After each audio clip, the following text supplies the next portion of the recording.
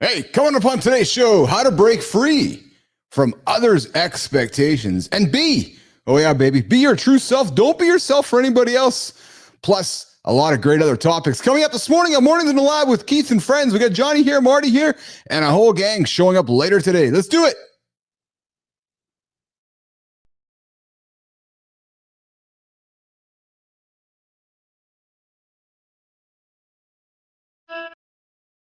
Welcome to Mornings in the Lab, where when something negative comes up.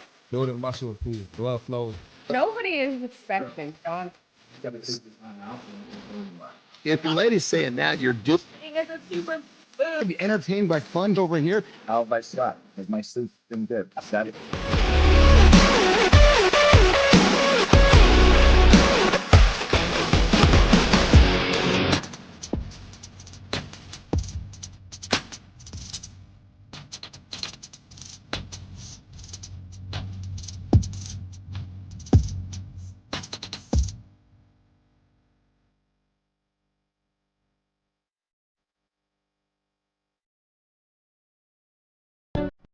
There we go. There we go. Good morning, nation. Good morning, business athlete nation. Good morning, LinkedIn nation. Good morning, world. Yes, it's a cold morning here in Winnipeg, Canada. It's minus 7,000 degrees Celsius. We're getting after it today. Rising. How to break free from others' expectations and be your true self.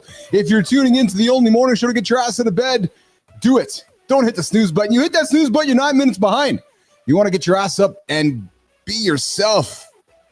Beat those others' expectations of you. We're also going to have a big, we got a bunch of other things to talk about today. Bart and Scott joining us later on in the hour. We got Jory Janzen joining us for the protein break. Marty's here, Johnny's here, and a bunch of fun topics floating on the table here that I'm going to surprise the boys with. We're going to talk drones. We're going to talk pornography. We're going to talk about what I've learned from my previous relationship and how I've gotten better at it as a man, coming at it today on the morning show with Mornings in the Lab and Keith and friends. Let's do it, Jimmy. Let's bring up Johnny to the show. What's up, Johnny? Oh, yeah. Oh, is that the first tactic? You got to lick the cigar, right? Why do we lick this cigar, Johnny? I'm just kind of getting it ready to where it feels good in my mouth, you know? Is that how it works? For me, you know, everybody's a little different how they go about it. You know, I like to have it a little bit. I don't like the dry, hard feeling in there. I want it to be a little softer. So anybody tuning in right now, the dry, hard feeling going into your mouth. We're talking pornography later this morning on Mornings in the Lab with Keith and friends. Yeah, and then when it gets wet, the flavor comes out. That's it. Hey, in the world of smoking the doobie, which I like to do now and time again. What's up there, Joey Fontana? Good to see you here, brother. So what's up, Carlos? Good morning, Carlos. Carlos, you're on the only morning. Yeah, you're on the only morning show to help you get your ass out of bed. We are here to help you not hit the snooze button, reach some big daishis. Johnny can't talk today. We're going to help you how to break free from other expectations and be your true self. I want to talk about the wet cigar, Johnny. I really do, because in the world of smoking doobies, which I tend to do every now and then, and I know that my buddy, I know Joey likes to consume a little bit of cannabis too. Good morning, Carlos. Good morning, Adam. Johnny, I find when you're smoking the doobie and you lick it, it gets all sewered back in the old Gen X days. So why doesn't a cigar get sewered when you lick it? Well, I would assume, because I'm not a doobie smoker, you know, that the paper on one of those is pretty thin. You know, this is like multiple, you know, it's tobacco thick, fairly thick, and multiple layers. Yeah.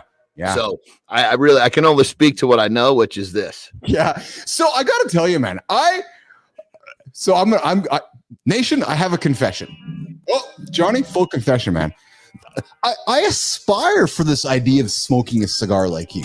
Sitting back with a cup of coffee, having a big stogie, like the whole social aesthetic of cutting the end of it, licking it. But I got to tell you, brother, I've tried them in the past and they make me sick. So I've moved away from them. So I just stick with my doobies. But the appeal of the social aspect of it does intrigue me. Well, think of it like training, right? If I just took you as a guy who's never trained before and I just beat the Christ out of you on a nasty leg workout, you probably wouldn't want to come back, right? Yes, but if I kind of just brought you in and showed you around and got you warm and loosened you up, had you a few lifts, and you got a taste of it, but it wasn't too big of a taste, that made you sick, you'd want to come back for more. So you probably had, if you had somebody helping you picking a cigar, they helped you improperly. Okay, there you go. There you go. Yeah, because I used to, good morning, Blaze Space. Yes, I listen. I'm all about the cannabis. I love the connoisseurship of cannabis. Let me put this in context. If this big bad boy right here, this is a Macanudo. This is not one of my normals. There you go, Joey, a Macanudo. And I not been smoking, daily for a while. Yes. This would be borderline too much. Oh, but the fact that I've been smoking on the show almost every day, then it doesn't. I can pull out whatever cigar. This is what they call robust. This is like a heavy flavor to your mouth. Most people would want to spit after they take a pull off of it. So Johnny, let's keep going, bro. This is good. I'm learning. So Nation, you're tuning in right now to the only morning show to get your ass out of bed and smoke cigars at 5 a.m. Pacific time. I invite you to subscribe to the channel, like the channel, tell your buddies. You found a couple dudes to hang out with. And we're looking for a female to join the crew here. Maybe she's going to be a cigar smoker as well. But Johnny, let's talk cigars. I know in the wine world, the cannabis world, the coffee world, there's certain things we look for, right? Body and aroma and flavor and texture and terpenes and so forth. In the cigar world, Jon Andersen, what are you looking for when you're choosing a cigar? That's, for the most part, my interest or my taste have just continued to evolve. So the stuff that I was looking for in the beginning, I was just kind of discovering, trying different stuff, and so then as I started to find, I really liked infused cigars, which according to like a hardcore cigar smoker, I would be a wimpy smoker, but I didn't smoke from a manhood, Okay. So I guess it's kind of one of those things where I would assume that in, like you talk about cannabis being the same way, that as you get deeper into it, you start to have different preferences. Yes. So I guess the answer is my preferences are constantly changing. So it's hard to explain what is I look for. I'm always looking for something a little new, a little different. And, like perfect example, this one, when I first started, would have been too much, I had friends, because my friends are like, fucking thank God you started smoking cigars, because now we actually have something we can buy you, for the fucking guy that's got everything. What do we get you for a present? Yes. Well, there we go. So they're buying me these cigars when I'm first starting. Yeah. And it was like, holy shit. Some of these things were like, it was just like fucking dirty sock in my mouth. You know what I mean? To where the ones that I started off with, a buddy of mine, I started smoking cigars, I'll shorten the story, but when I was in my bodybuilding career, I did too many contests back to back. Okay. And you get fucking pretty tweaked out to the point where it's like you're stuck in fast forward. I couldn't stop. I was like, I was so tired, but I was stuck and wide open. My buddy's like, hey, he understands. He's an ex-major leaguer, so he gets that mode. He's like, listen, we're going to train, and then we're going to go to the cigar lounge, and we're going to sit back, and we're going to smoke some cigars. I got a couple cigars in my locker you're going to like, and we'll just chill. And I hadn't sat in one spot and done, basically call it nothing, if you will, in fucking, 6-7 months, and I was like, I'm digging this. And it was basically a really flavored infused cigar. It was really coffee flavored. That's right. That's kind of how I got started. Yeah. And then from there, I just kept experimenting, and you realize real quick that you get something like this too soon. It's like, whoa, this is moving a little faster. This current's a little fast for my pace right now. Well, and were you all head rushing and shit? Like, is your head all just buzzing? Like, I know when I've puffed some nicotine and consumed some nicotine, especially quickly, it just goes right to my head. It just goes. Well, you definitely don't want to inhale this, for Christ's sake. What you're getting is going through your lips and your mouth from having it in the end of your mouth. Figure like when people chew tobacco, they put tobacco in their cheek or their lip. Same concept. So is there some nicotine coming in through my mouth? Absolutely. But I try not to have the smoke in my lungs. That's obviously dangerous shit. More dangerous than nicotine in my mouth. I got to admit, I forgot you don't inhale cigar smoke. So maybe that's that's the problem, brother. You were inhaling that thing. Of course you were sick. Maybe that's why I was all fucking sick, because I was like, it's inhaling this shit. It's fascinating though. This is a great conversation. We're all quick to jump into cigarettes. We're all quick to jump into cigars. We're all quick to crush the alcohol and the wine. And then you throw the other vice on the table, cannabis. And America's like, oh my God, we're wrecking the world because there's cannabis out there. It's so fucking bizarre to me because, of course, I'm here in Canada and we're all like, oh yeah, cannabis, cigars, wine, nicotine, whatever. Do what you want to do. But I find America, man, it's just this whole cannabis. The political aspect of cannabis in the United States is fucking crazy to me, Johnny. Well, it's money, brother. Well, that's yes. I mean, come on. Well, it's a fucking industry that's bearing, huge amounts of money. So anytime you got that involved, I mean, there's going to be some sort of I guess you'd say the intentions become motivated, outside of what the true element of what it could be is. Well, pal, thank you for reminding me of that actually, because at the end of the day, you're right. There's not a big CPG in the US who owns any big cannabis companies yet. Right. So as we've spoken in the past, we know who owns the big tobacco companies. And until big money gets its arms around the cannabis industry, I suspect it's going to be what it is and going to continue to be what it is. So, hey, Johnny, I found an interesting article yesterday. This is a funny one. I got to laugh. So I'm going to have some fun with this one because I know we're both Gen Xers. So we grew up as a Gen Xer. I found an article where Gen Xers gave 5 rules to swear by for longevity. And brother, I got to tell you, man, there was some nuggets. How old were these people? Well, it's the Gen Xers that were the doctors. So these Gen X doctors. These are adults. These are adult Gen X. Okay. Because if you ask me what was important at 15 versus 35, you're going to get 2 very different answers. Yeah. So Johnny, but what I find funny with this is because what I'm going to share is nothing ridiculously revealing here, but I find it humorous because so these Gen X doctors that are aged between 44 and 59, you and I are both obviously 52 here. So doctors who are our age are giving advice to folks in our demographic, Johnny, on how they can live longer. And man, I'm going to tell you, man, if you're hearing what I'm saying right now, we're just re-insinuating what we're talking about here on the show every single day. Like boys, men, women, you got to go for a walk. Just get up, get moving every single day. So if you're a Gen Xer and you got a Gen Xer doctor telling you got to go for a walk today, get up and go for a walk. Like actually go for a walk. There's no reason, Johnny, that somebody can't go for a walk today. And you know what a walk does? There's 2 things. A, it gets blood flow. And B, it gets you some fresh air. And I suppose C, depending on where you are, gets you some vitamin D from the sun. Exactly. These are 3 simple elements. That is 3 birds, 1 stone. Yeah.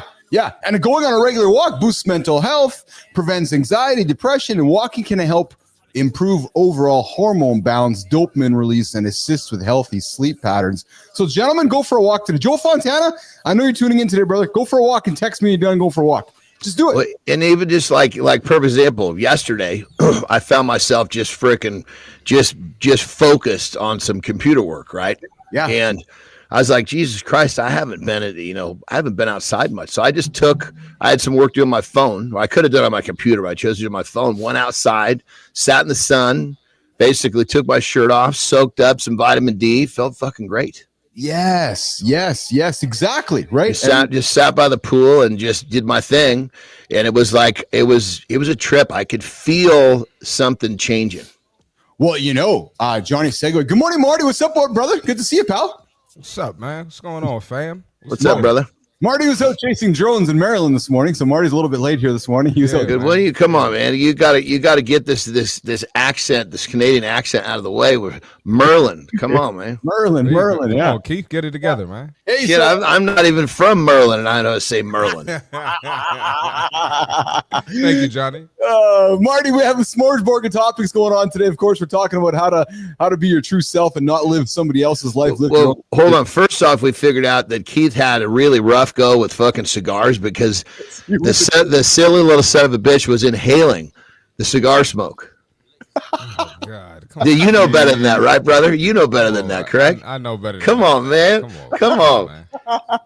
Hey, Johnny, brother, you say yourself, man, you eat eggs, you do the shit that others don't do. Hey, your little buddy here from the 51st state, Canada up here. But here's the difference. I know what I'm choosing to do. I understand the outcome. I don't just do it and oh shit, I accidentally did what others won't. Usually that's the problem when you're doing it like that. Oh, that's it. That's it. Hey, Marty, we're talking. We got some Gen X doctors, Marty, who I found an article last night. Some Gen X doctors that are the age of myself and Johnny, who have some advice for humans to live longer today. So it's somewhat humorous and funny, but full of truth because there's no rocket science within it.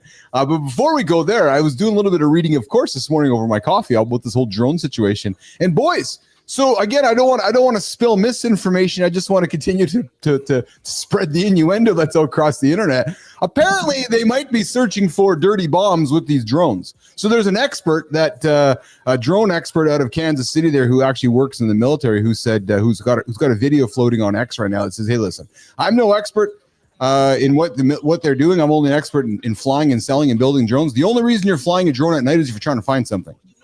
So there's speculation that a nuclear warhead or a dirty bomb has came back from Ukraine over to America, and they're trying to find it at one of the ports or in transit somewhere. So they're flying drones around to look for a heat signal. There you go.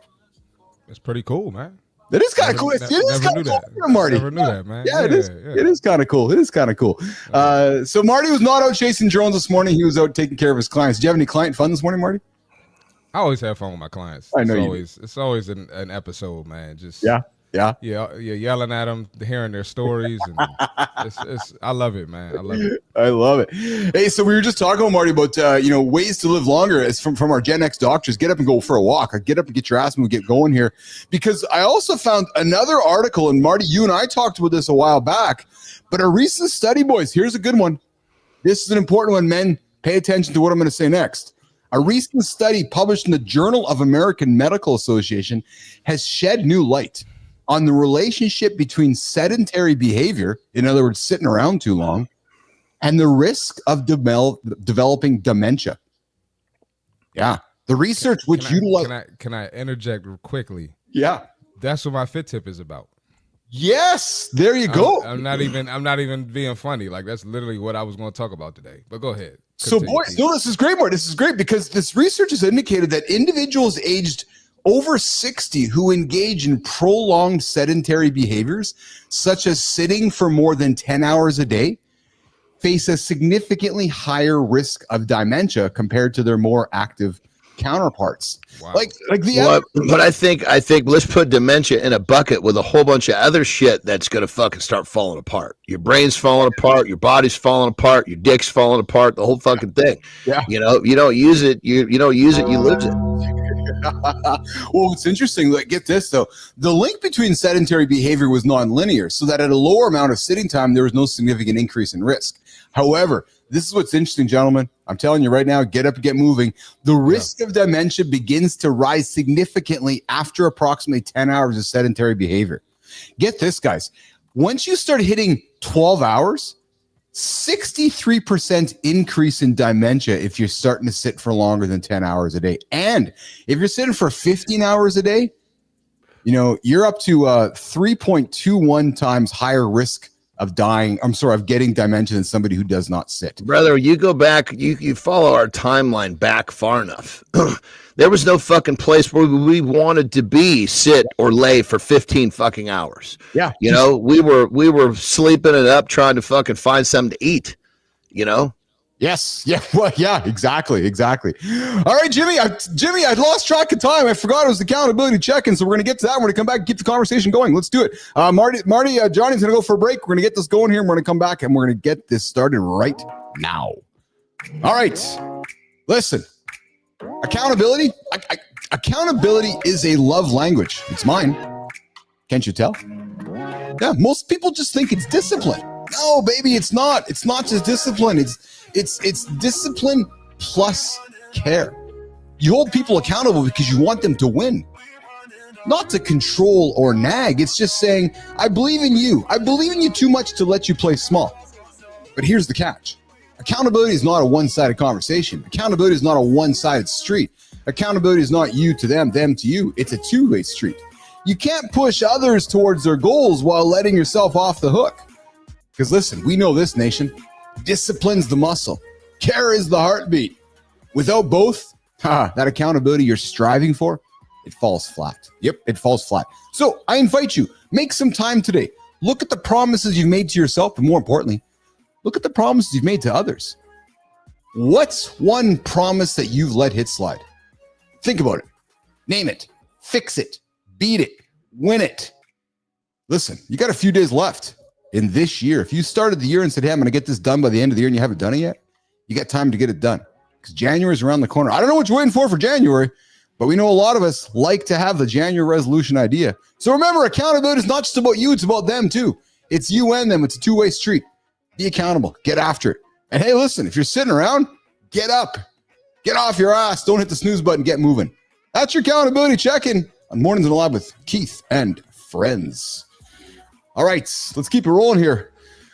Marty, this Gen X doctor was doing some doing some reading about, and they're also talking about, and this is what I love too, right? Because everybody's looking for the magic pill, and I know sometimes we're being somewhat repetitive, but it's true. Sleeping at least 7 hours a night. And now I know that some do 6, some do 7, some do 8, some do 5, but the reality is, Marty, we need to get our sleep to move forward and deal and get all the other crap out of the way. How's your sleep these days, brother? Man, I wish I could get 7. I know, right? Yeah, man. I'm getting about 5. Yeah. Do you find that works? And I know you don't wear an Apple Watch. How do you measure your sleep, Marty? Do you just basically analog, right? You know what you have. Yeah. And I pretty much, man. I'm gonna be honest. I'll do 7, 8. I usually get that on the weekends. Yeah. But dog 5. It's like my sweet spot. I don't even know how to explain it, but I get up fired up, energy with 5. Yes. With 7, 8, I'm a little like it takes me a little while to get going. So I can relate. I don't know why that is. I can relate to that. I absolutely can relate to that. And we also know a lack of sleep has been linked to high blood pressure, type 2 diabetes, cognitive decline, and obesity. So, gentlemen, get your sleep in.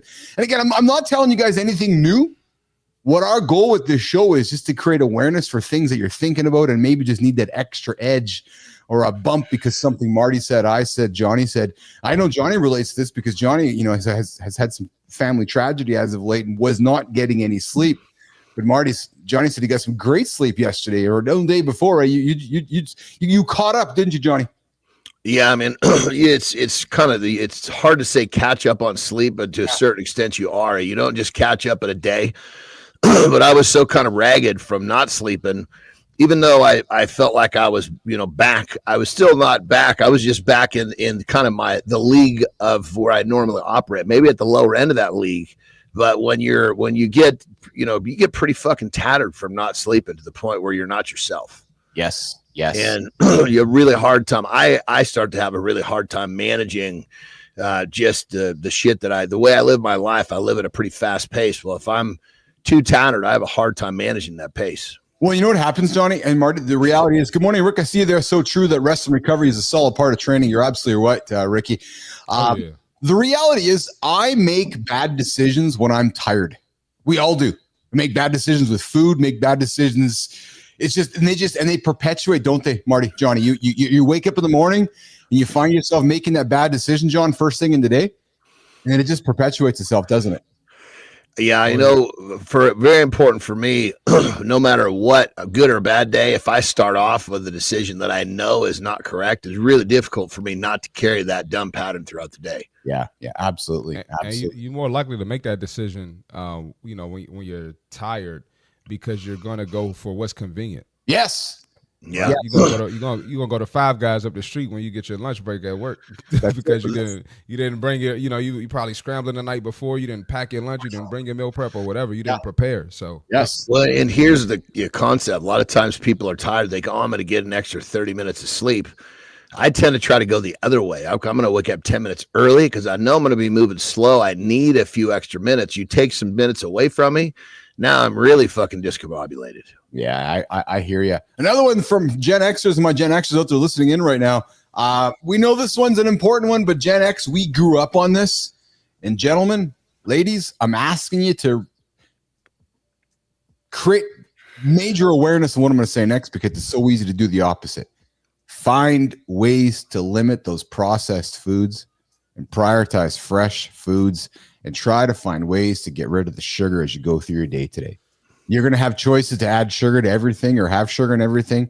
Try to find ways to reduce that sugar because it's not helping you. And man, there's just more and more research coming out weekly. It seems like, guys, about ultra processed foods and about the effects on sugar on our body. It's nonstop, frankly, these days. And we just got to keep the message going, folks, that you got to get that processed foods out. Marty.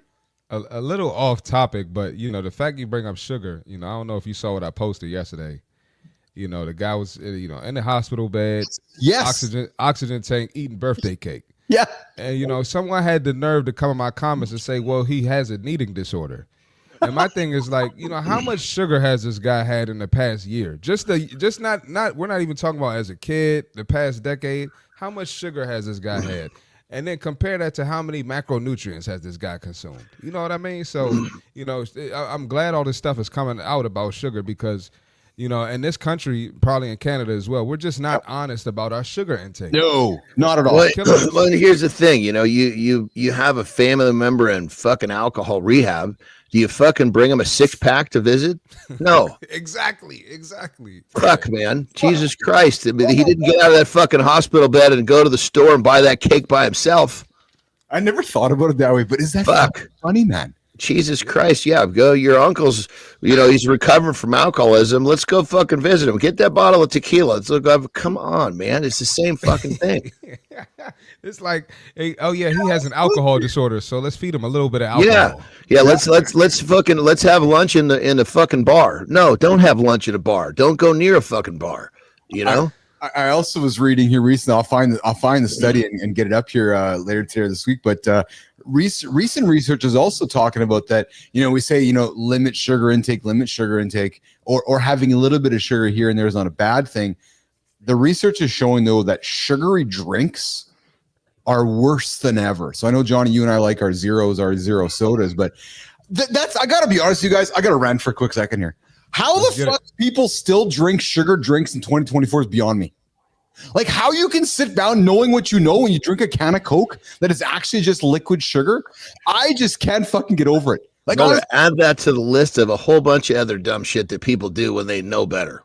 But the drinking part just that one really gets me, man, because it is so obvious. It's like, yeah, I'm just gonna go and drink a glass of sugar and get fat and wonder why I'm dying right now. And then go do it again tomorrow, and then go do it again tomorrow, and over and over and over. But the guy that's doing fucking heroin or an alcohol, he does the same thing. Yeah, sugar. Listen, the addictive centers in the brain don't recognize the difference between heroin or sugar. They just know that there's a highly addictive substance entering the bloodstream. That's all it knows. Well, no, Johnny, and you're right because I listen. I've talked about my battles with addiction and food addiction, and so I'm right there with you, man. I guess you know what, I'm being hypocritical because I'm quick to make. Well, but I agree. What I want to say though is what's silly is they don't actually deem themselves addicted to sugar. That's the fucking problem. So you got a heroin addict that says, I'm fucking hooked, I need help. Yeah. That's the first step. Yeah. Well, all these motherfuckers out there with the sugar problems, and like you're talking about with soda, they have yet to have that come to Jesus conversation with themselves. Like, I can't stop this. Well, what gets me too, and Lauren brings it up as well, Lauren and I talk about it often, is I just can't wrap my head around drinking your calories. So Starbucks or any of those places where you go and buy yourself a rich drink, Marty, and it's got you're dropping $8, $10, $12, and it's got what 600-700 calories, and there's no food in it, Marty. Johnny, no food. No food. Yo, I go into Starbucks, my order's quick. Yeah, let me get a black coffee. Yeah. That's it. Yeah. You hear the people in front of me. Yeah, let me get a ice pumpkin spice latte with the sugar, the cream, and it's like your order is so long. What do you think you're putting in your body? So I say that to say people value pleasure over their health. People would rather get something that tastes good than get something that's actually benefiting their body. Yeah, it's very true. Very true. Crazy. Especially, they know how to speak the language. They're up to speed. When I'm there, I'm like, hey, I want the biggest iced coffee you got with some sugar-free vanilla. Yeah. I'm not. What is it, Vente and fucking Trinda and all this shit? Listen, I don't speak the language. Give me a big motherfucker and get me out of here. And Nation, if you're getting a sense that we're making fun of you, we are. because we know we can make better choices. Yes, we're all about grace and offering people second chances and starting again, and we're all about no judgment. We're a no judgment zone. Unless you're drinking sugar. And then we're going to judge the fuck out of you. Don't drink sugar. Yeah. Well, you know what, man? In 2025, we got to bring some type of shame back. Now, we don't have to be too harsh with it, but we need a little bit of shame. We can do positive shaming around sugar. I think it's, don't have to use the word shame. We just have to use the word fucking honest. Yes. Yeah, you're right. You don't have to shame anybody. You just got to be fucking honest. They'll shame themselves. Oh, Rick Clody's shaming you, brother. Get off that sugar. We're continuing our conversation. Sugar shame. I love it. Sugar shame. We're going to get to the C Marty Fit Tip in about 2 minutes there, Marty. We're going to wrap up this chat here on what Gen Xers are telling us about how to age gracefully with all these fucking nuggets of information. Learn how to cope with stress. Yep. Learn how to cope with stress. Chronic stress is known to negatively impact longevity by contributing to inflammation, cardiovascular issues, and other health problems. The reality is, find ways to manage your stress. Period. Simple. Right? Get rid of sugar. You're going to eliminate your stress. Get some sleeping. You're going to eliminate your stress. Go for a walk. You're going to eliminate stress. Hang out with Rick Clody. You're going to eliminate your stress. Those little things are all going to add up to eliminating stress, and you're going to live longer. Right? Yep. And the last one, guys, is try not to multitask too much. Right? And I'm guilty of that, but the reality is when you multitask, you drive your stress up, you might drive your blood pressure up. And as you age, it's difficult to perhaps not multitask. So find ways to eliminate all that, and you're going to live longer. There's your conversational topics from Gen Xers this morning on the show. Yeah. And a millennial. Yeah. And a millennial. Yeah, exactly. All right. Well, listen, let's do this. Let's get the fit tip going, man. See Marty Fit. Then we're gonna keep the show going here. We got something coming up next, which is we're gonna dig into. We are going to dig into rising above, how to break free from others' expectations and be your true self. Coming up after the Marty Fit tip. Get after it, Marty. Let's get it, man. All right, we got the fitness tip for today, and I'm about to fire y'all up real quick. All right, so we started talking about the sedentary lifestyle. Why is this a problem? A lot of people don't understand that. So what happens when you're sitting on your ass too long and you're not getting up and moving, all right? So the first thing, sitting down for more than 8 hours a day is going to increase your risk of death by 40%, right? You got a 125% higher risk of heart disease, gain weight, slower metabolism, mental health struggles, higher rates of depression and anxiety, along with long-term risks, right? Type 2 diabetes, weaker muscles, so you're more likely to get injured, especially if you fall, right? And this is going to cut off years of your life expectancy. What's the solution to this? You got to move more. You got to sit less, right? So what can we do? We can make some small changes. We can park the car far away. We could take the steps. We can walk during your phone calls. For some of y'all meetings, a lot of y'all work virtually now, work from home, right? You can move every 25 minutes, get up and move your body, right? You can use a standing desk. There are just so many things you can do, just outside of exercise. We know we need to exercise, but there are small things you can do to make sure that you're moving your body and not just sitting for 8, 10, 12 hours a day, right? Try to walk 10,000 steps a day. That's going to reduce your heart disease risk by 50%. And listen, they recommend 150 minutes of exercise per week. You can get more than that. But at the bare minimum, get 150 minutes in. All right? So you're better off walking than not doing anything at all. You're better off doing something small than not doing anything at all. Sedentary life is killing us. So do what you can to prevent it. That's the fitness tip for today. There's the fitness tip of the day. Fuck Marty. 150 minutes a week. I've heard that before, and I've rolled my eyes, man. I fucking rolled my eyes. That ain't shit. What the hell is that, Marty? 150 minutes a week. That's not shit. Like, come on, man. You could do that in your sleep. What is 150 minutes? So the recommendation, Johnny, there's some recent movement recommendations that research has put out here, I guess, across our governments here in North America, that they're suggesting that humans should move at least 150 minutes a week. Johnny, move. You said just move, like any movement? Yes.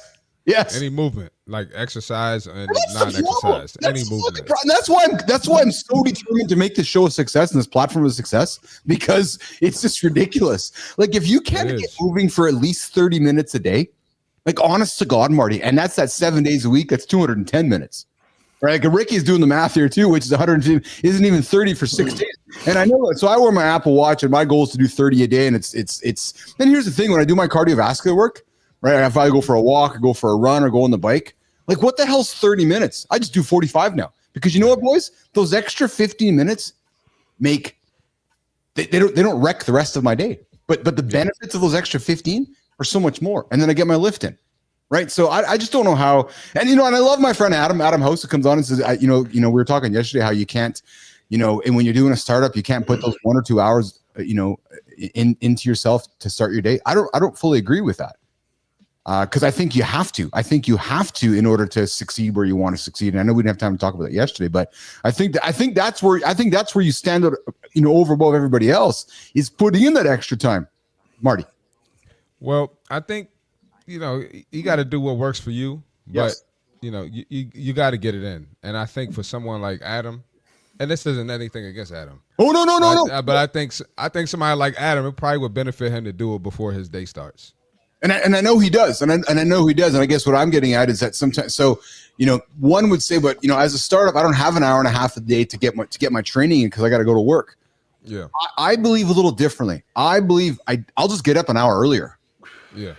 No, that's what I'm saying. I that's what I think. I think you should just do it before your day starts, before the shit hits the fan, Yeah. And as Lawrence said, Johnny agrees. Yeah, and as Lawrence says, everyone has a different starting point, which is great. But like I said, I think that there's, like, again, this 150 minutes a week, I think is fallacy. I think it's goofy. It's trash. Right. You go back to Lauren. I rarely use a shopping cart, Marty, even at Costco. So when you go to the grocery store, it's movement. Like, fucking walk and carry shit and park further away. But anyways, I got if you're buying the shit that you're buying for me, you're not carrying that to the front. Well, yeah, exactly. All right. Pushing that cart will be like pushing a sled, so you're good either way. That's good. Sled work is good, man. Sled work is good. I got a sled in my garage. I love doing sled work, man. I love doing sled work. All right, listen, I got a topic: how to break free from others' expectations and be your true self. I thought this was a great topic for today. We're going to cut it up and create some post-video content on this one, because Johnny and Marty, when I found this topic, I thought about you guys immediately. And in many ways myself, but I thought this is a great conversation for the three of us, because we are ourselves, our own unapologetic selves. So let's get into it. How to be yourself without being influenced by somebody else. Johnny, when I saw this first one, I thought about you. Marty, get ready for the soundbite, Marty, or get ready to replay this. But Marty, Johnny, recognize your uniqueness. Marty, when you hear Johnny say that, what do you hear Marty? What do you hear Johnny say? I was the dumb fat son of a bitch, and that's what made him Jon Andersen, though. Yes. So somewhere in John's journey, he recognized that this was unique, and I'm gonna just pour the fucking gas onto it, and I don't care what anybody else says. Talk about that, Johnny. Well, and I was kind of lucky too, because in the way that my early life unfolded, I was so used to being told that that I couldn't and all that shit. That's the stuff that when you start to do some extraordinary, then you're going to hear a lot of that. And in many cases, for people, it's the first time they're hearing that shit is when they're actually trying to do something great. Well, fuck, I had already heard that enough. Those words were dead to my ears, and so. When I'm being told I'm fucking nuts for trying to do what I'm doing, I've heard that so many times before. You're going to have to come up with something new to catch my ear, motherfucker. So that whole concept of, just be able to shine on what other people say, that was a gift given to me because of what I heard so much when I was younger. Well, then Marty, when you were sitting at the desk at the gym there in your journey of transition and you're feeling like a loser, I know you're going, fuck, he keeps bringing the story up, but I love it, because to me that's what turning point for you was. You recognize your uniqueness. You're like, okay, I'm not a fucking loser, I'm doing this. Yeah, definitely, man. You kind of just got to tap into it, man, and embrace it. Understand that you're not going to be in this spot for your whole life. It's a moment, as Jory would say. It's a moment, right? Exactly. Yeah. Well, there's a concept that if people can grab a hold of and actually hold on to it is, when shit's not going right, this is basically coping or dealing with whatever you want to call it with the shit that's not going right is giving you a skill set. Yes. That you're going to use to go where you want to go. If everything was really, really easy all the time, we would never get better. Very, very true. Very, so very true. The rougher the road, the more skills you develop, the better you get, the more you can achieve. It's just, basically it's a positive spiral, but people see it as a negative one. Here's a good one. How to break free from others' expectations and be your true self is identifying and aligning with your values. Asking yourself, what do I enjoy? Not what Marty enjoys, not what Johnny enjoys, not what somebody over on LinkedIn or Instagram enjoys and is creating FOMO for me because I'm all fucking freaking out because I should be liking that. No. What do I enjoy? That I think, gentlemen, is a big challenge for a lot of humans. We spend a lot of time comparing ourselves to others, and then as a result, we never live up to being ourselves. Marty, what comes to mind is and I love sports. I talk about it all the time. But football, I'm not sitting around watching football every Sunday, and every now and then I get an idiot that'll be like, "You ain't watching football today?" And I'm like, "Bro, it's Sunday. I'm trying to get ready for Monday, and I'm putting this energy into myself and." Getting ready for my week and getting things prepared. So, I'm not sitting around watching football Sunday. I went to a football game a couple weeks ago. Every now and then I'll enjoy, but it's just not my thing. So, and I'm cool with that. Yes. I've had multiple people try to act like I'm less of a man because I'm not watching football every Sunday. It's insane. Well, you don't have your manhood is not based upon your football watching. Exactly. And I'm kind of on the same boat in regards of football for me has always been. It's more of a social thing. You're going to find me laying on the couch doing that shit by myself. But if I got a bunch of buddies that are hanging out and I haven't seen them, it's a great way to socialize. And I enjoy the game, but I don't enjoy it enough to do it by myself. There you go. Johnny, here's one that I know you love to lean into and you talk about it all the time. We talk about it all this time is this idea of letting go of limiting beliefs. Many of us internalize our beliefs thinking about what somebody else is believing we are instead of what we think we can do or what we can achieve. Yet we are so worried about what somebody else is thinking about us, it often limits our own beliefs. Jon Andersen. First off, you got to get past what other people think as some sort of if that's going to change your direction, you got to get that one fixed right away. Because when it comes down to it, your limiting beliefs, once you shuck what everybody else thinks about you, that's not a problem. You got a big enough fucking problem to deal with the voice inside your own head with those limiting beliefs, let alone the motherfuckers all around you. Yes. So when people are around you, that's the easiest one to deal with. You just basically shun those people, push them away, don't listen, whatever you want to do. It's that voice inside your head that's the tough one to manage with limiting beliefs. Absolutely. Well, and Johnny, I got to tell you, man, I don't think I was Marty's age. No, I'm sorry, rephrase it. When I was Marty's age, I was still struggling with my own limiting beliefs, right? Like it wasn't. It's a problem we never get rid of. Are you kidding me? I mean, when I was really tired. Yeah. Oh my Lord, man! That voice was beating the Christ out of me. Yes. I was like, I need to get back. I need to get back where I can defend myself because right now this motherfucker's just straight up fucking jailhouse sodomizing me. Yeah. Yeah, that was. Yeah, I mean, come on. It's 5:45 in the morning there, man. Just sit there being fucking sodomized with. Just straight up, no lubrication, just fucking coming at me like a freight train, man. That's And crazy. I couldn't squirm hard enough to get away. So I was like, you know what, I need to get myself back into fighting shape so I can keep, I'll duke it out with you all fucking day, but I'm not getting bent over tomorrow. But this is a good one though, guys, because it feeds back to what we were talking about in the earlier part of the show about getting sleep. When I'm tired and when I'm not eating correctly, my limiting beliefs start showing up pretty fast in my brain.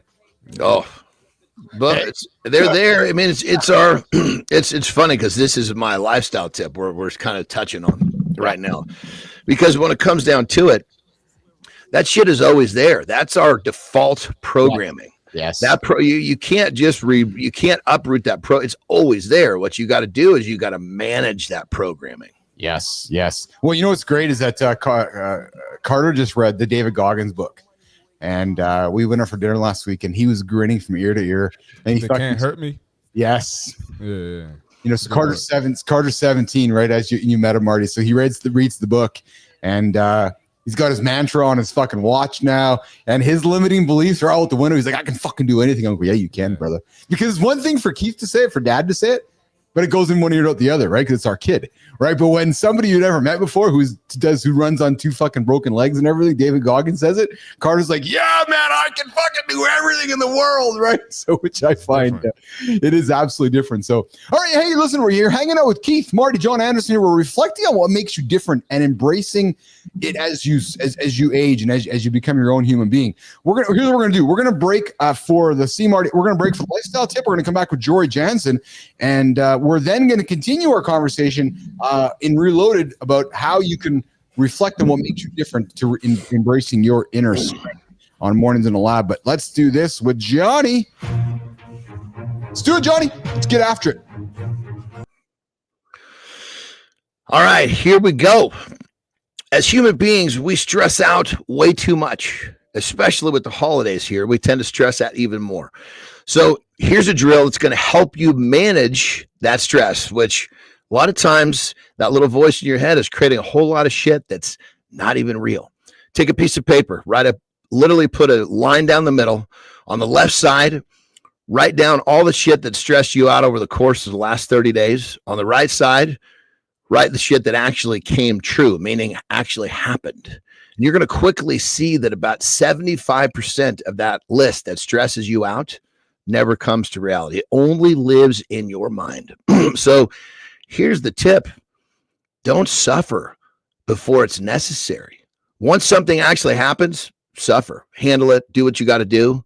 But when that shit just lives in your head, don't suffer about things that only live in your head, because that is not going to make you happy. Surely not going to give you a great set of holidays. But more importantly, when you learn to manage the shit that rolls around inside your head, you are going to be a much happier person, a more productive person, and you are going to get what you want a whole lot faster.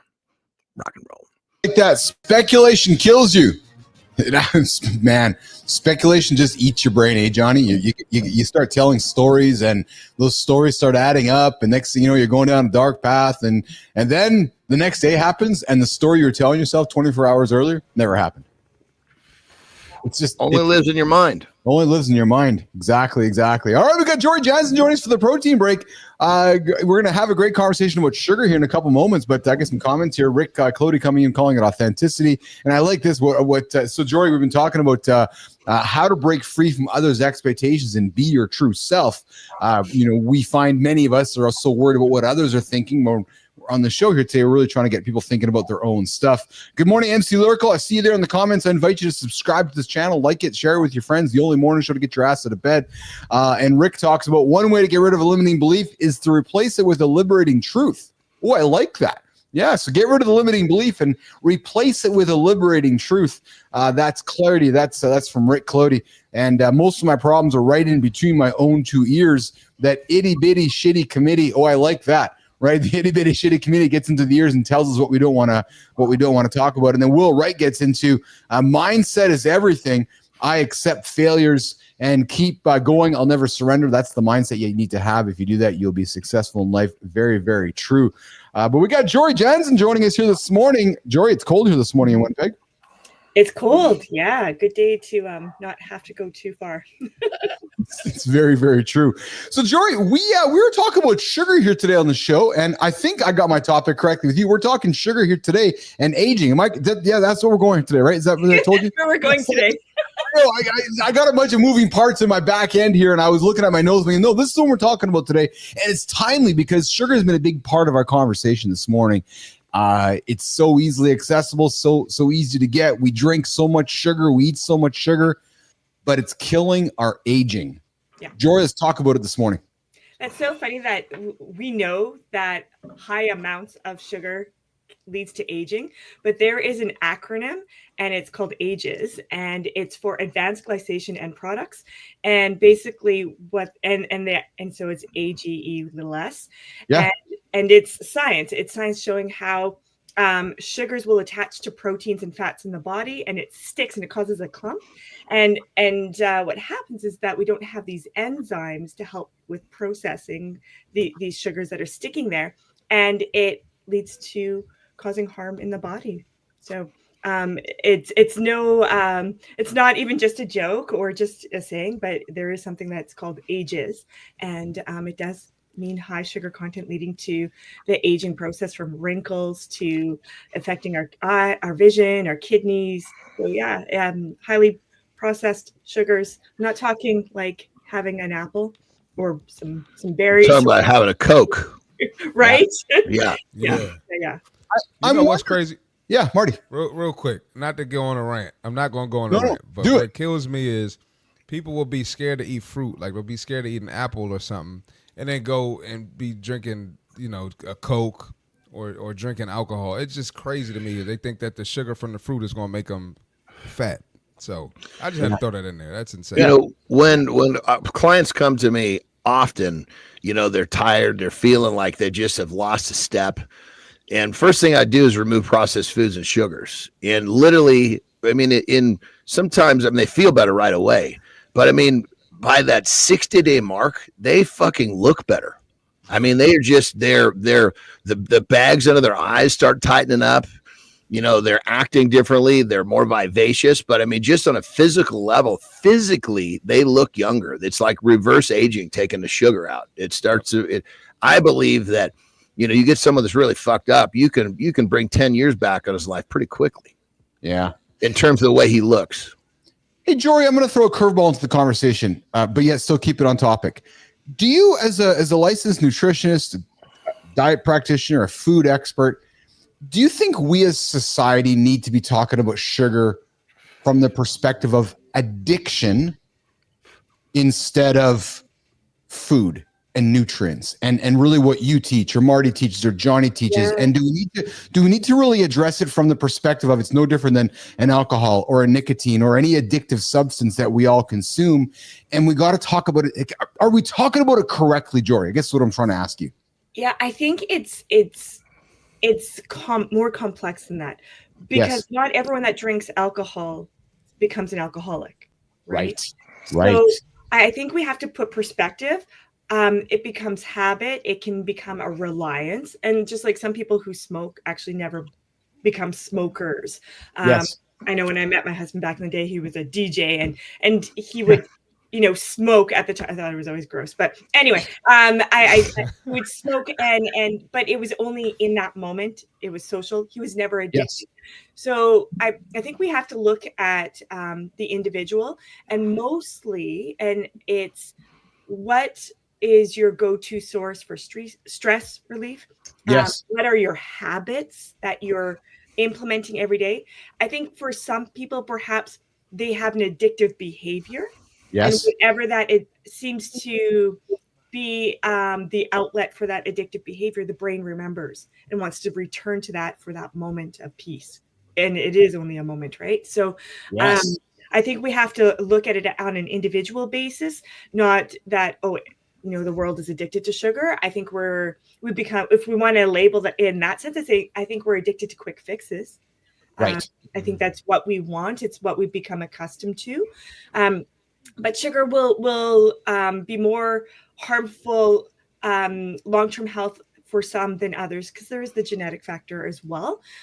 So if I look at someone's family history and they have Alzheimer's, then that's something I would look at, that you're at higher risk from higher levels of sugar, leading to cognitive dysfunction, which could lead to Alzheimer's. So I look at family history, what seems to go on, but it's a lot of times it's just related to the habits and the unknowing of what these habits are doing to us. I guess I asked the question because I'm only suspecting that for the amount of clients that Johnny sees, Marty sees, and you see, that this is probably the most common red thread, right? Is that you can offer solutions and opportunities for every client you have. But at the end of the day, if they silently struggle with a sugar addiction, I'm just going to call it what it is. They may not be able to overcome anything that you three are putting in front of them. And then I wonder, Jory, just continue to look at you. I wonder then if somebody needs a new set of tools to find some vulnerability within themselves to admit what really is the problem, Jory. Oh, absolutely. I don't think that eating, like having sugar accessible to us, is the problem. There's another deep rooted, Yes. like, why are you returning to, whether it's alcohol, to Right. drugs, caffeine, That's a whole nother topic. right? Yes. There's a deep root of something. Because I love sweets, I love sugar. Well, so do I. If I had to keep choose that. Me and between Johnny do having too. a glass of wine or whatever, Yes. and cheesecake, I'm gonna choose cheesecake. Like, that's my thing. I love sweets. Alcohol, anything else, I'm like, whatever. But that's my thing. But I don't have to rely on it, and I'm not going to rely on it if I have other tools in place, right? And I know that when I first started hanging out with you guys, the big topic was that accountability partner, someone who's going to be honest with 100%. you how it is. And I think that's not, if you feel like it is an addiction, and I'm not going to diagnose addiction, that's not my, I get you. right? Then, where do you need to go for your accountability? And I think that's the big thing. And then what's there? If it's a problem for you, how do you remove that? So I can easily get bored or emotional. I'm an emotional being, and I'll look through the fridge, nothing there. I'll look through the cupboard. And, all of us do. We're all that way, right? We get into a state, and next thing you know, we're walking towards something, and we're making crazy decisions. Yeah. And I most look decisions at it as, what do you need to nourish? Do you need to nourish with food, with hydration, with sleep, with being social? Like, what do you need to nourish with? And that's where you need to dig deeper. And working with a team is really helpful. So maybe it is a dietitian, maybe it's a psychologist, maybe it is your personal trainer. Maybe it's a team support. I love working in sport because we have an integrated support team that works together, because yes, it's not just nutrition, it's many parts. So I think it's, who's on your team, and some people don't have a team yet. And I think explore what that might be to help you. But I don't think that we can get rid of sugar. I think it's just like we're not going to get rid of every corner store that's full of sugar or all of the fast food restaurants. But what we can do is create habits of what we need to do. One of my clients said, well, you know what? I think what I'm going to do is what I need to nourish myself with is some downtime before I get home. And it doesn't mean he has an unhappy home. It just means he needs that time to kind of think for himself. So he goes, I know that there's this long route the way home, and there's nothing distracting, that I can just kind of safely drive home and just have some time for me. So instead of, going down stressful routes and getting home and being frustrated with not the family, frustrated because he didn't have downtime, the traffic was horrible, whatever. So it's creating those opportunities to nourish yourself with what do you really need versus just, because I'm wants oriented. In my WEI profile, I'm a very wants and feelings oriented person. So I'm going to want something and go to action too soon before being a thoughts oriented person. Think about it first.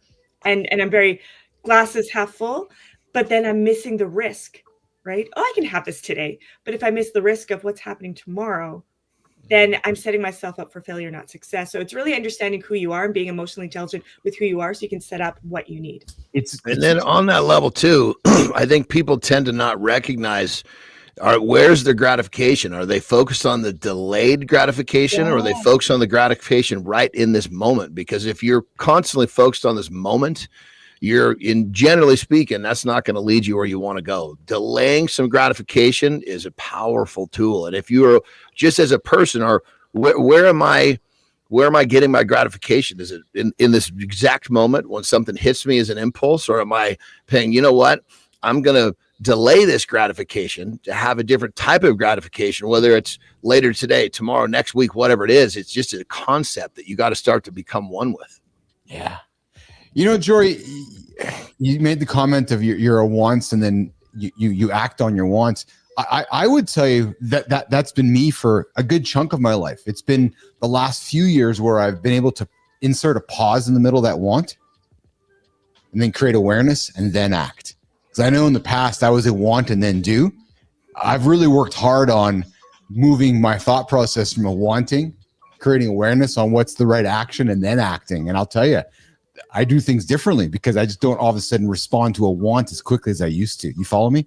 Right. So, and it's pretty much that space, right? I think it's Mel Robbins that does the, 5, 4, 3, 2, 1. Yes. And like, oh, okay. Yes. Yeah.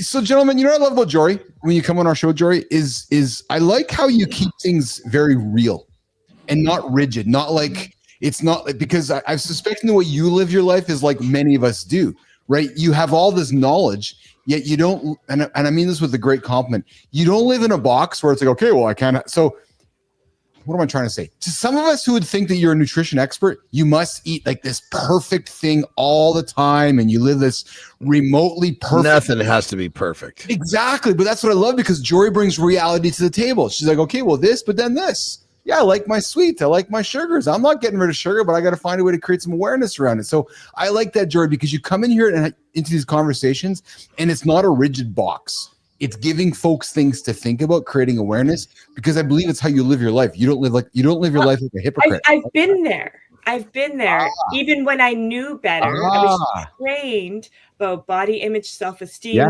yes. And there's a slippery slope, and all of you will understand this. There's a slippery slope between dedication and dysfunction.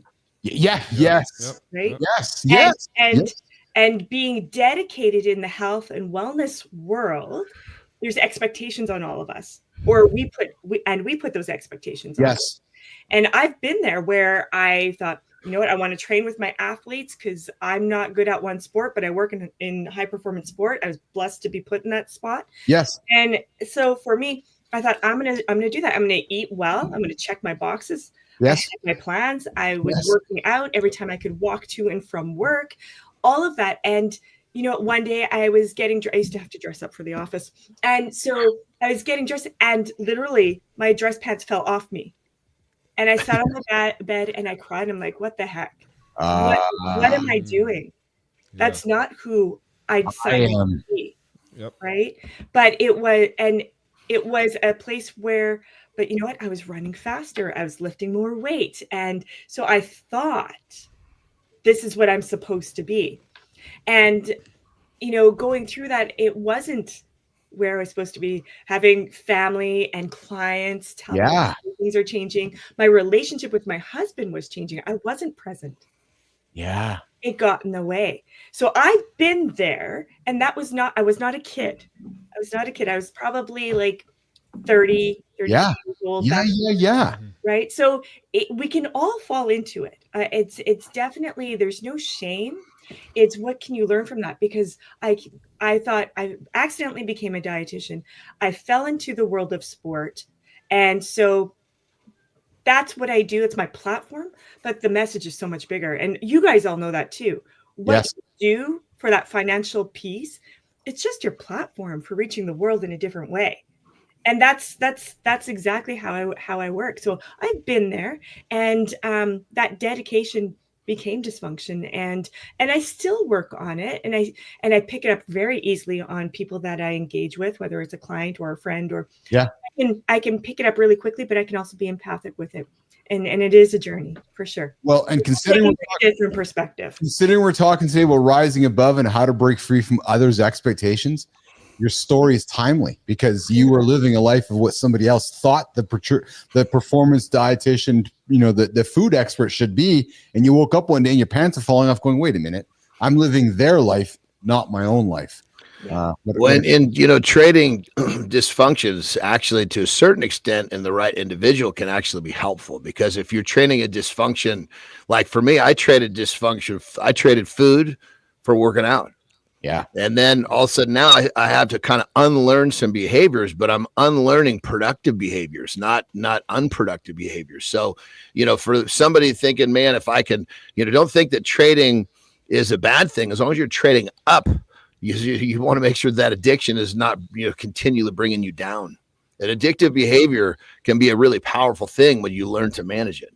and put it in the right direction. So, all right, Jory Janzen joining us for the protein break, talking sugar and aging. Jory's going to get after it and stay warm here in Manitoba today. Jory, thanks for hanging out today. I'm going to shoot you a text a little later. All right, sounds good. All right. Awesome. Thank you, Jory. Guys. Awesome. See you, Jory. I know Marty's got to rock and roll. Marty's got to head on back to the jimmer. You got to rock and roll, man. Got to Have a good loop, brother. Have a good Thank loop, you, brother. man. We'll see you tomorrow. Okay. Be back in here tomorrow. Yep. I'll see Awesome. y'all. I love it, buddy. All right, Marty's out of here, and myself and Johnny are keeping going. Johnny's going to do a little break. Yes, sir. We're going to get back and wrap up our discussion on how to break free from others' expectations, be your true self. If we have some time, we're going to get into a conversation maybe around pornography. I'm thinking, what? There's an argument to be made that maybe it's time to talk about pornography, is what scholars are saying. And no, listen, we're not saying that it's time to go and push porn all over the world. And it's not all about, saying I'm not saying porn is good, as Brigham Young University social scientist Brian Willoughby says. But what he is saying is that maybe it's time that we in society should talk about it. All you got to do is open up your phone and click a button and you can see anything that you want to see. What are our kids seeing? Are we talking about it with our kids? Maybe it's time to talk about pornography. So that's a topic that if we don't have time to talk about it today, I'm eager to have that discussion with all of you over on the LinkedIn platform, over on YouTube, on the only morning show to get your ass out of bed, Mornings Alive with Keith and friends. You got myself, Jon Andersen. See Marty Fitch is headed off to the gym here this morning. I see you guys all in the comments. Good morning, Rick Clody. Good morning, Lawrence. What's going on there, baby? I see Lauren's comment from the earlier chat was, I love this one, which was in training our children's taste buds from the time they're babies. Yes. Jimmy, I grew up on the Kit Kat. Love you, Mom. Mom threw the old Kit Kat in my mouth as I was 6 months old, and I went from Kit Kat to Reese's Peanut Butter Bar, the chocolate. Yeah, good luck introducing the broccoli to old Uncle Keith back when he was little. So if you're feeding your kids today, maybe you want to make different choices and teaching those food buds, those taste buds, how to be a little more active with the good food instead of the bad foods. All right, we got Johnny coming back. We're going to keep the conversation going. We're reflecting on what makes you different and embracing as your true strength. We've got Barton Scott joining us here in about 10 minutes or so for the morning focus. Barton joined me live in the lab a few months ago. We're going to catch up with Barton and see where it's going. Johnny, I don't know if you heard my tease, though, but I want to get the conversation going later this week or next. But, there's a social scientist from Brigham University that's saying, Johnny, that maybe it's time for society to talk about pornography. Porn is so easily accessible, but yet we're not talking about it with the kids. We're not talking about,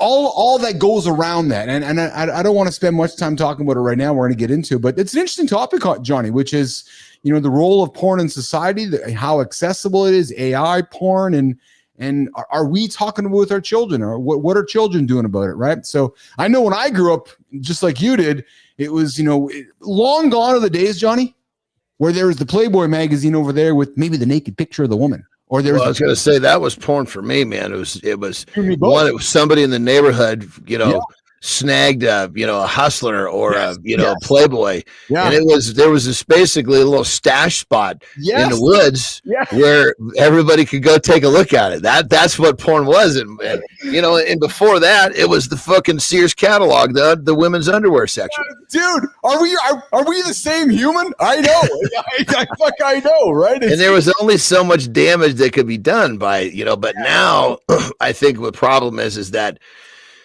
kids get access to all this stuff and they get the wrong idea of what sex is. And it kind of skews their, it plants the wrong seed in their minds. Yes. Now, and listen, nation, I'm not here to say Keith and Johnny are not here saying, go have a happy porn diet. No, I'm simply saying perhaps it's time to have a conversation about it. And so I'm going to put that on the table for a future shows here. Rick Clody, I'd love to hear your point of view on this as well.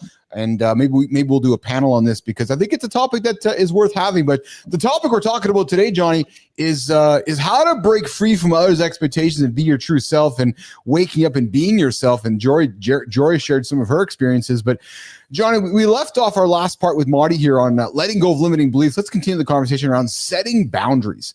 I got to tell you, man, it took me a long time in life what boundaries were. Dude, boundaries are powerful, brother. Holy fuck, So powerful. I mean, when I didn't when I set some boundaries for myself pretty early on. Did you? Know? Yeah. Oh yeah, meaning, and it was all about lifting weights because Yes. I was so focused on what I was doing. Quickly, my parents, friends, family, you name it, even girlfriends realize, okay, I'm not going to ask him to make that sacrifice because he won't do it. And it wasn't like I was, it was productive behavior patterns. And so it was something that, it was easy for me to put my foot down. It wasn't like I was, saying, I'm going to go, drink as a 17-year-old. I was doing something productive. So when you start to realize the power of those boundaries, and those boundaries can be set to kind of give you the space you need to do what you want to do for you. And I think that's when you find your purpose, Yes. and that's what you're supposed to be doing, it's time to start laying down those boundaries, because as soon as the people around you see that you're actually committed, they will accept your boundaries. Yeah. Oh, very, very true. Very true. I always looked at boundaries as a bad thing, Johnny, as I was growing up. And I got to be honest with you, man, it was not until probably going through divorce where I started learning about boundaries with myself and just relationships and just in life in general. Because we think of boundaries, typical Johnny, as something negative.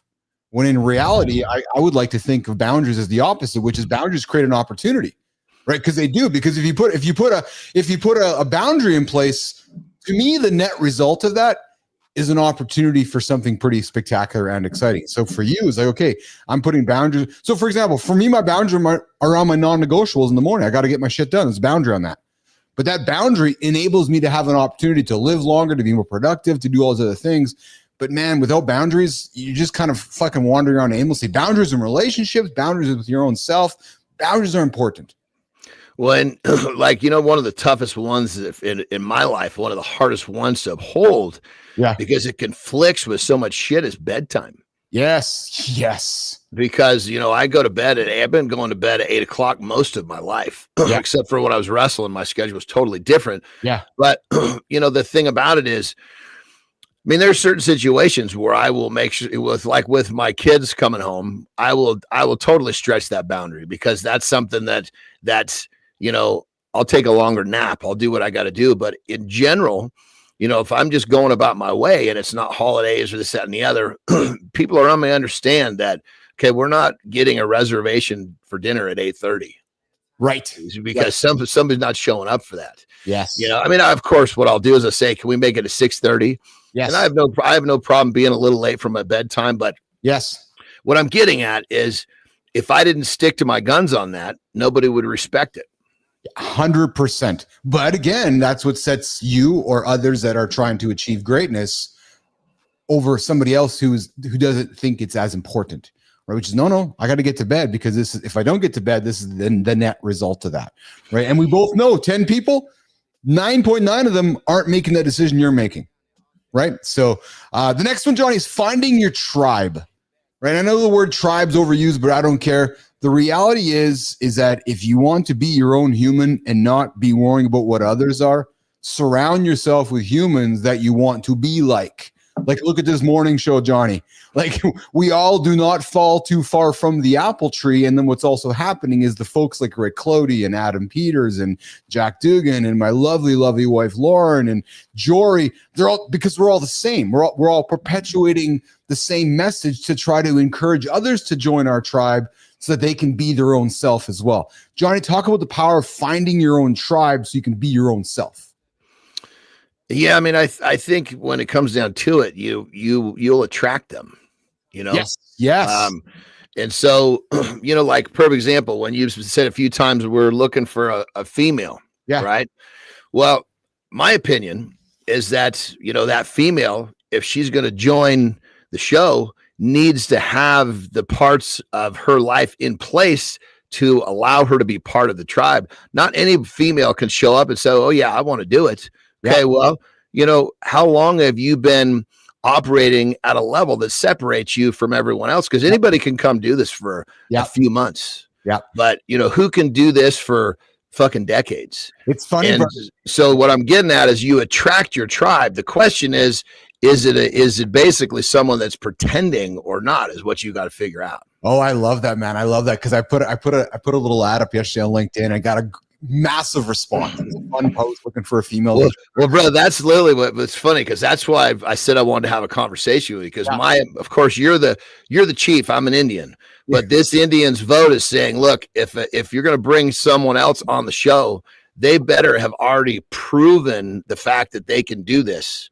Oh, because we're on the same page. We're gonna. I think it'd be fun. I don't want to use the word audition because it sounds all fucking creepy and casting couch shit. But no, I want to bring some females on to hang out with us, and we're gonna see how it goes, because you know what's gonna happen, Johnny. Over time, the cream will rise to the top, and we're gonna know quickly which one's gonna hang out, be good, gonna play off, who's gonna be the 1% that's not gonna do the shit that somebody else hasn't done, right? And I gotta tell you, man, I've had a few come knock on my door, and we're gonna play it out and see what happens. We'll have some fun. I think it's more like hiring a high level executive. You don't just say, "Oh yeah, you applied for the job. You look like you might be able to do it." No, show me that you've done this for the last decade at a successful level. Then 100%. I'll consider you to have a trial. Yes. Yeah. No, we're drinking the same Kool-Aid, man. And it's okay. fun. Good. Because I was going to be like, we're going to start rotating females through here to find, someone that can. That's definitely. I guess we're like you and I, brother. We're battle tested. Yes. Oh, believe me, we don't want a wannabe. Mm-hmm. We want a has achieved. So I mean with one lady, Johnny, her name is Jen Drummond. What's shaking, Jen? If you're tuning in right now, dude, she's like a fucking world record mountain climber. She's done crazy shit. She's done crazier shit than you and I've done, I think. And someone that's done things like that, they understand. Yes. That, if it's just I hate to use the word average or normal person. No. But an average normal person hasn't found that thing that will allow them to operate at this level for any length of time. Well, and Johnny, because it goes back to what we're talking about right now. We want somebody to join the team that believes in their own mirror, not with somebody else thinking about them, right? Because again, you look at yourself, myself, Marty, Richie, Flinner, like we're all and Flynn's not going anywhere either, guys. Like Flynn's around, she has other obligations, and Flynn will be weaving in and out. But you take all of us independently, and we all are very strong individuals that come together cohesively. And we're looking for that same person that is once like you said, that will find us. John, I think our rule of thumb on additions to the show, at least if they're getting screen time, is, do you have the past to prove to us that you can actually do this for any length of time? Yeah, no, we're on the same page, brother. And I want to have some fun with this. This is going to be fun doing it here, right? So we got Rick says, one way to break free of others' opinions of me, as Rick was saying, was the realization that their opinions say more about themselves than about me. And I like that. Oh. That is so true, brother. Yeah, so true. Normally, when someone's fucking talking shit, they're not upset with you. They're upset with what they're not doing. Well, they're looking in the mirror and unhappy with their own life. Yeah, you've exposed the fact that they're not doing what they want to be doing, or they should be doing, or any of the above. Yes. Yeah. Exactly. And then Rick comes in with the porn issue. He talks about relates to the immediate gratification issue. It can damage relationships because it's a quick fix without investment of work into relation. And you know what, Rick, and you're bang on.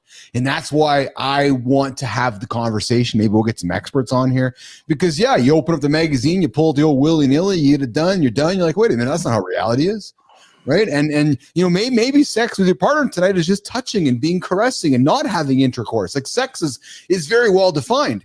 But yet when it comes to porn, it's like, okay, you got to insert it, you got to get it off, and next. So I'm with you, Rick. There's certainly ways to have that conversation. And he also says boundaries are about respecting your own values regardless of others. I love that. And then Rick also says your vibe will attract your tribe. True story, man. And that's the thing, Johnny, with me and this show here. And I know is that I've been so focused on just putting out good quality content and a good quality show daily people are finding us. People are knocking. Oh, fuck, you guys are doing. Yeah, we're still here. Holy smokes. Right. So just keep your head down, doing all the work behind the scenes. And to your point, people will find us along the way. Johnny, practice self-love and acceptance. That is another key on identifying who you are instead of having somebody make that identification for you. And then another one, Johnny, we talk about, which is detaching from external validation. Learning the art of letting go of the need of approval from others. That's a hard thing for a lot of people. Many of us are waiting for affirmation from somebody else. Well, and a lot of times, I was that way. Me too. I mean, I guess my gauge of success was what other people were seeing and other people were saying. Now, granted, in my case, it was almost necessary because I still saw who I was 5 years ago, 10 years ago. Yes. So but then once I actually got to the point where I had achieved some great shit, I was like, okay, it doesn't matter what anybody else says anymore, because I've taken the actions and I've created the proof in my mind that I am this. So then at that point, it was quite easy for me to start letting go of what other people were saying or thinking or whatever. Yes. Yeah, absolutely. And then the final one we're talking about here is taking an action towards your true self. Once you've identified your ideal self, take some deliberate steps. Right. So, I know that sounds so, absolute. Once you've identified, now there's going to be a process. I know I reflect on my journey as I was going through my 30s, Johnny, into my 40s, and just through my journey in life, which was, okay, I got some habits I'm changing. I need to make this change. And then started to take action towards it. Right. I talk about the rubber band I've used in my time to get my mindset straight. I've talked about learning how to go from wants to needs to taking a pause. Right. But I'm telling you, man, I know you can relate to this too. The moment you recognize who your true self is, it's very magical, isn't it, Johnny? When you truly don't care about what others are thinking. I know it's related to age, but it is such a wonderful feeling.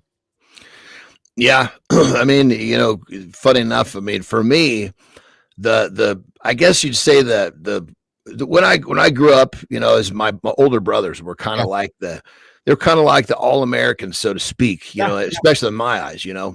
And they were, kicking butt in everything they did. And they kind of went about their lives inside the guidelines of what, especially like what our mother would want or expect. And then here I come and I went fucking a totally different direction. She didn't understand. She understands now. But there was a period where, I was a young adult when I finally realized that, okay, I've done enough and I've created enough guidelines and boundaries and I've done my thing and I've committed to it long enough that now, I've got the support of my family, even though they were supporting me much, much sooner than that. I was carrying that shit around with me for a while because it was like I was comparing myself to my brothers and what they were doing versus what I was doing. So sometimes it's the people that are closest to you that you actually have to realize they may be supporting you before you realize it. Well, and I will say, I'll offer something a little controversial, Johnny, from my life and my point of view. I don't know if I received the respect or support that I was so desiring to have until I did what I did with ICUC. And that makes me sad. Oh, brother, I totally get it, because if you're going down a path that nobody understands until you actually make it work, especially your parents, your parents just want you to be stable. Yes. Your parents want you to, granted, a lot of them were influenced by the Depression, like our grandparents were. So all they taught was, look, you just need to get a stable job and put food on the table. That's all they wanted for their kids because they didn't want their kids fucking starving. Yeah. And now we've a few generations come down the pipe. The kids of today now are more focused on what's going to make them happy, which is really fucking great because our generation was about go fucking make money, sacrifice your happiness. It doesn't matter. And thank God I wasn't drinking that Kool-Aid. Yeah, I hear you. All right, Johnny's got to rock and roll, brother. What a great show today, man. You and I carried a lot of it here today. Great conversation, great learnings. Thoroughly enjoyed it, man. Very much enjoyed it.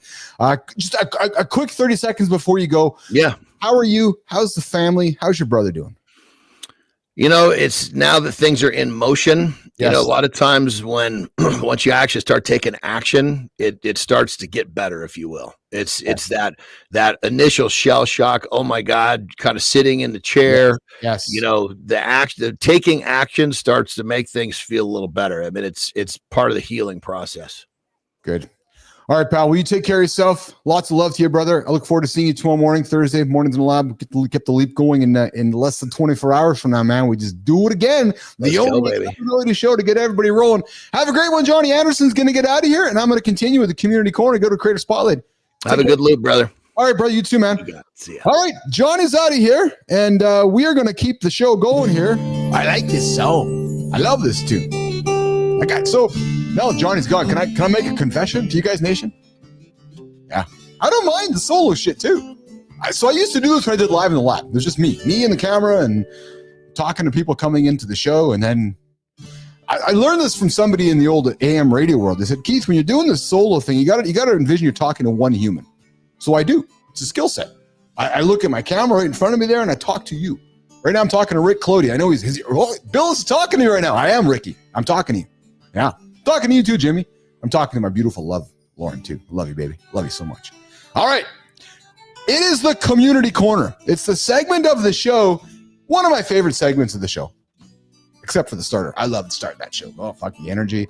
I can be so tired. It's funny. I can be so tired. I can be exhausted. I come down here to the studio, put the old headset on, put the old glasses on behind the microphone, turn the lights on, and that opening ring just jacks me up.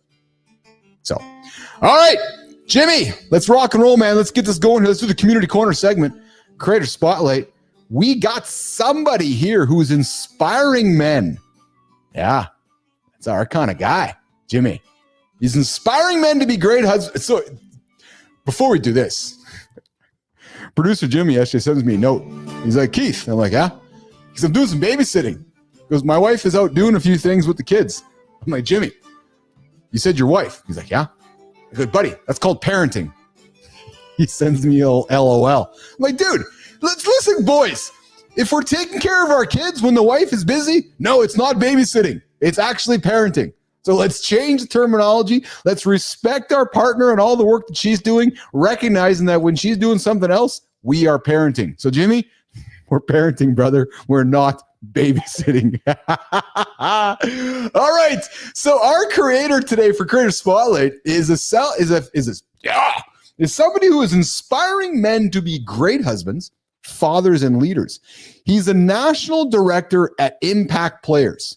While he is not joining us on the show right now, I'm inviting you for a future appearance.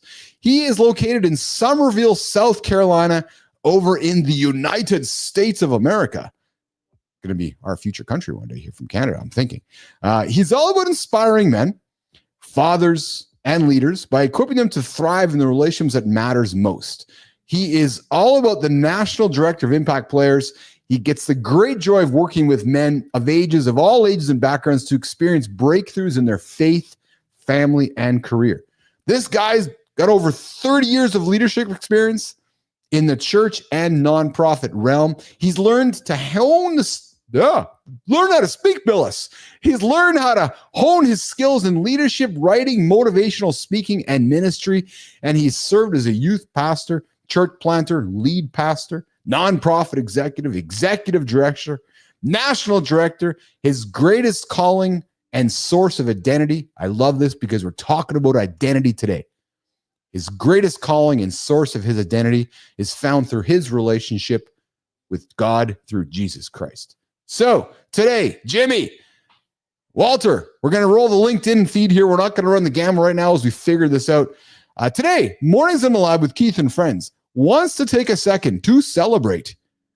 Ready, Jimmy? Let's do it. Let's get the old drum roll, please.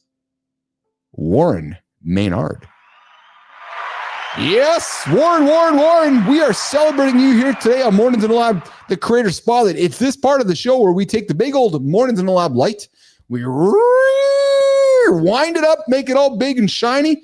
We find a human doing great work on the LinkedIn platform. We say, hey, we want to shine a light on that guy. We want to bring attention to him. We want to tell the world all about Warren Maynard and his awesome LinkedIn banner. buddy, you got to put a picture up there. I got a picture for you. You can use my picture if you want. All joking aside, Warren, let's check out his profile together. So when I look at Warren and what I like about it, and what jumped out at me was this post right here. Is 49 old? Asking for a friend. Yeah. 40 is the old age of youth. 50, the youth of old age. Listen, I'm telling you guys, 40 is not old. It's not young. It's right there in the middle. But I love his comment here, which is 40 is the old age of youth. 50 is the old age. No matter how old you are, you're not as young as you used to be. Whether you're still climbing the hill with a 50-pound pack or careening down in a wheelchair, the reality is that time and age will one day work against our bodies. So what do we need to do?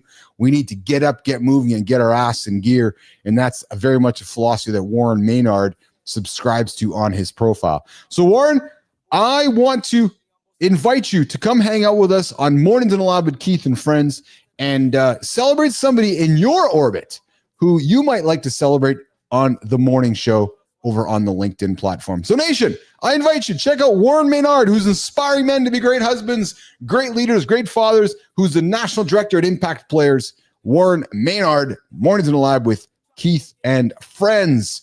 All right, there we go, Jimmy. Walter, I appreciate all the work you put into that gamma. We are going to get better at these things, so please don't be discouraged. We're just going to keep working on them and working on how we're going to bring them to life in terms of our presentation on the show. Okay, so here is the plan for the rest of the morning, guys. Boom, boom.